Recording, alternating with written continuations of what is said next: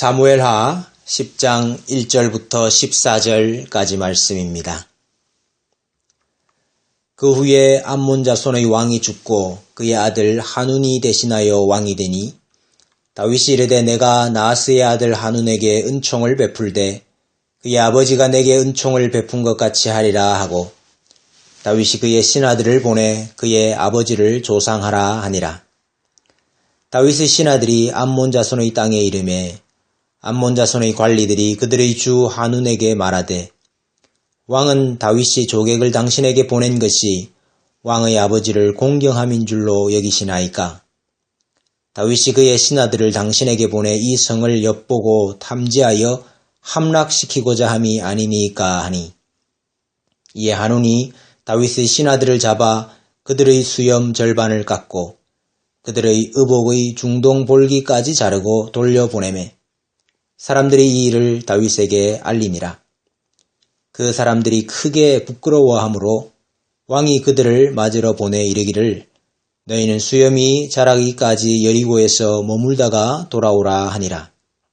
암몬 자손들이 자기들이 다윗에게 미움이 된 줄 알고 암몬 자손들이 사람을 보내 벳르홉 아람 사람과 소바 아람 사람의 보병 2만 명과 마아가 왕과 그의 사람 1000명과 돕 사람 12,000명을 고용한지라.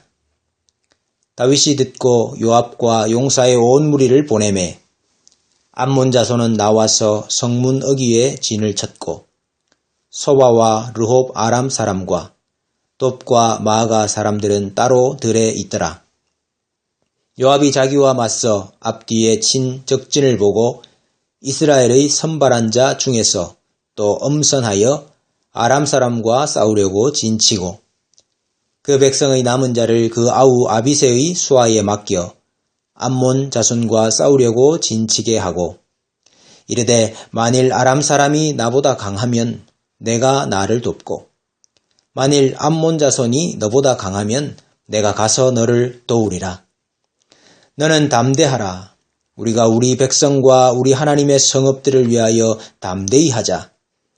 여호와께서 선히 여기시는 대로 행하기를 원하노라 하고 요압과 그와 함께한 백성이 아람 사람을 대항하여 싸우려고 나아가니 그들이 그 앞에서 도망하고 암몬 자손은 아람 사람이 도망함을 보고 그들도 아비새 앞에서 도망하여 성읍으로 들어간지라. 요압이 암몬 자손을 떠나 예루살렘으로 돌아가니라. 아멘. 9장과 10장은 밀접한 연관성이 있습니다. 이 두 장에서 가장 중요한 단어는 은총이라는 단어입니다. 히브리어로 헤세드입니다. 헤세드는 언약적 사랑, 또 언약적인 자비, 인자라고 번역할 수 있습니다. 언약을 맺었기 때문에 그 언약에 근거해서 인자를 베풀고 사랑하는 것, 즉 언약의 신실한 것을 가리켜서 헤세드라고 말합니다. 9장은 다윗이 요나단과 맺은 언약 때문에 요나단의 아들이었던 무비보셋에게 헤세드를 베푸는 장면입니다. 요나단이 다윗을 사랑했지요. 그 사랑이 바로 헤세드입니다. 그것은 동성애가 아닙니다. 언약적 사랑을 다윗에게 베풀었습니다. 그래서 다윗도 요나단의 아들에게 그 헤세드를 베푸는 장면이 나오고 있습니다. 10장에도 다윗이 헤세드를 베푼다는 점에서 이 두 장은 서로 연결되고 있습니다. 2절 말씀에 내가 나하스의 아들 하눈에게 은총을 베풀되 헤세드를 베풀되 그의 아버지가 내게 은총을 베푼 것 같이 하리라. 그런데 차이점은 그 대상이 다르다는 것입니다. 9장에서는 언약 백성에게 헤세드를 베풀고 있고 10장에서는 언약 밖의 이방인에게 헤세드를 베풀고 있다는 점입니다. 나하스는 사울 때에 사울 왕과 싸워서 패배했던 왕입니다. 그런데 다윗이 왕이 되면서 다윗에게 항복하고 더불어 화친 조약을 맺었던 것 같습니다. 구약시대 당시 이방 민족이 하나님의 백성이 되는 길은 이스라엘에게 항복하고 이스라엘 안으로 들어오거나, 예를 들어서 기브온 족속이나 여리고성의 라합과 같이 말입니다. 혹은 화친 조약을 맺어서 이스라엘의 다스림을 받는 길입니다.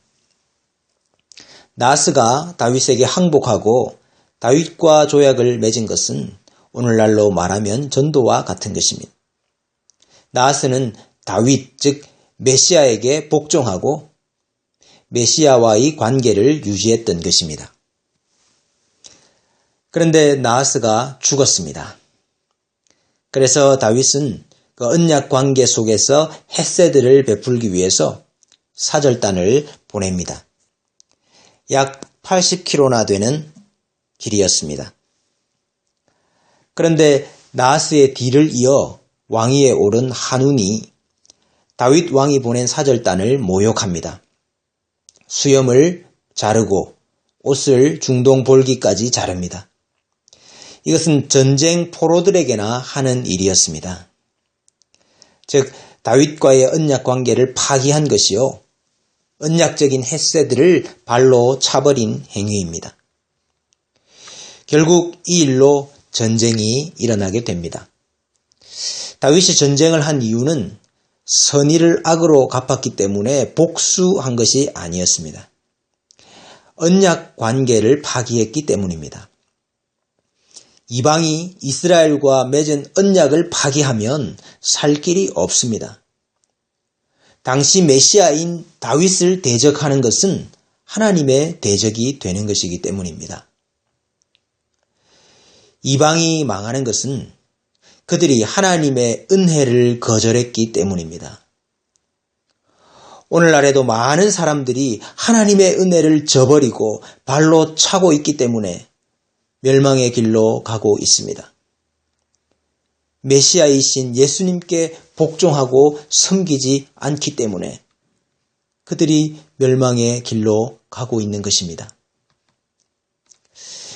다윗의 사절단에게 악을 범한 그들이 할 수 있는 일은 회개였습니다. 다윗이 먼저 전쟁을 한 것이 아닙니다. 다윗은 참았고 기다렸습니다. 그러나 한운이 스스로 두려워하여 아람 용병들을 모으고 전쟁 준비를 했습니다. 회개하기는커녕 스스로 이스라엘의 대적이 된 것입니다. 다윗과 한운의 전쟁은 다른 나라를 정복함으로써 영토를 확장하거나 전리품을 빼앗기 위한 전쟁이 아니었습니다. 이 싸움의 의미에 대해서 12절 말씀은 이렇게 말하고 있습니다. 우리가 우리 백성과 우리 하나님의 성읍들을 위하여 담대히 하자. 메시아를 대적하고 하나님의 백성인 이스라엘을 공격하는 뱀의 후손과의 전쟁이었던 것입니다. 오늘날로 말하면 영적인 전쟁입니다. 메시아의 대적, 복음의 대적, 교회의 대적들과의 전쟁이었던 것입니다. 오늘날 세상의 많은 사람들이 어떻게 하면 구원을 받을 수 있습니까? 메시아이신 예수님께 복종하고 항복해야 합니다. 메시아이신 예수님과 언약 관계를 맺으면 됩니다. 그러나 끝까지 메시아가 베푸는 헤세드를 거부하고 발로 차는 자에게는 멸망만이 있을 뿐입니다. 그러므로 우리는 담대하게 하나님의 언약적 헤세드를 전하고 초청하고 초대하고 행해야 합니다. 하나님은 메시아를 대적하고 교회를 넘어뜨리는 뱀의 공격에 대하여 싸우십니다. 우리 백성과 우리 하나님의 성읍들을 위하여 담대히 하자. 성도들이여, 우리 백성과 우리 하나님의 성읍을 위하여 담대히 하십시다. 이방을 통해 이스라엘을 공격했던 사탄은 지금도 하나님의 나라를 무너뜨리고 교회를 무너뜨리고 하나님의 사람들을 실족해 하기 위하여 우는 사자와 같이 삼킬 자를 찾고 있습니다. 오늘 이 전쟁에서 빼놓을 수 없는 것이 하나 있습니다. 그것은 아합과 아비새의 협공입니다. 11절 말씀에 만일 아람 사람이 나보다 강하면 내가 나를 돕고 만일 암몬 자손이 너보다 강하면 내가 가서 너를 도우리라. 이것은 성도 간의 협력과 연합의 모습입니다. 우리가 항상 강한 것이 아닙니다. 우리가 늘 은혜가 충만한 것이 아닙니다. 우리가 항상 이길 수 있는 것이 아닙니다.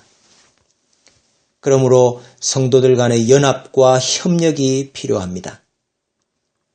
마귀의 괴계를 물리치기 위하여 우리가 마음을 모으고 힘을 합해야 합니다.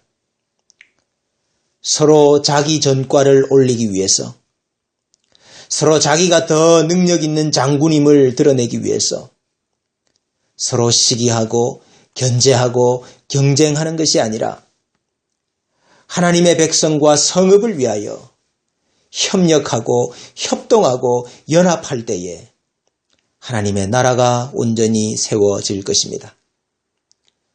우리에게 이 은혜가 충만하시기를 원합니다.